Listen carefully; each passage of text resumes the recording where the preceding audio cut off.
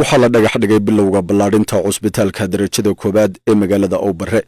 madaxweynaha dowladda deegaanka Soomaalida mudane Mustafa Maxamed Cumar iyo wasiirka xafiiska caafimaadka Dr. Muuse Axmed ayaa dhagax dhigay bilowga cusbitaalkani oo horay u ahaa xarun caafimaad.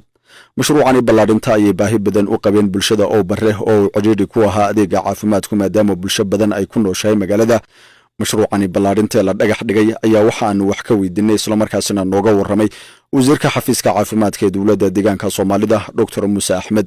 waxaan ognahay degmadan muddadii isbeddelka kadib mudnaan gaar ayaa la siiyey sababtoo ah maadaama population ku nool ay tiraahan ay badan yihiin waxaa laga hirgeliyey mashruuca hooyada iyo dhallaanka loo yaqaan ee qalliinka fudud u fuliyay hooyadu marka ay sidii dabiiciga u dhali weydo. waxaa kaloo laga hirgeliyey muddooyinkaas sida ay si caymiska caafimaadku la halmaan intaa waxaa looga gol ah in isku xidhka bulshada iyo xarumaha caafimaadka kor loogu qaado. sidaas daraaddeed saaka wafdigan ujeedkiisa ugu weyn wuxuu ahaa in la dhagax dhigo cusbitaalka darajada koowaad ee magaalada Awbare ee degmada Awbare. mashruucan waxaa loogu talagalay inuu socdo sanad iyo 6 bilood ama 18 bilood. waxaa ku baxaysa miisaaniyad dhaqaale ahaan gaadhaysa ilaa 200 milyan. mashruuca marka uu dhammaado waqtiga loogu talagalay waxa aan ku hami weynahay inuu bulshada ku nool degmada Awbare nawaaxigeeda adeegii loo baahnaa uu siin doono.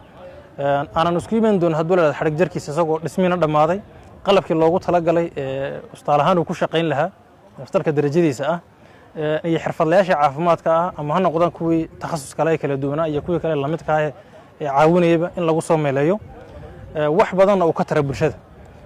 sidaas waxaan xoogga loogu saarayaa in lagu yareeyo isku socodka bukaanada kala duwan ee magaalada ka gudbaya loona dirayo caasimadda deegaanka Jijjiga si ay u helaan adeeg waafi ah.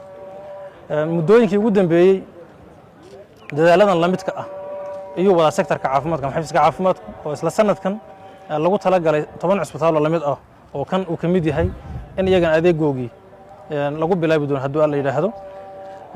kani Awbare ahaan aan u joognana waxaan aaminsanahay cusbitaal ahaan marka uu waqtiga loogu talagalay uu dhammaado in bulshada badankeedu ee ku nool magaalada Awbare ama degmada Awbare iyo nawaaxigeedu ay kaga nasan doonaan rifarkii fara badnaa ee lagu tagayay caasimadda deegaanka.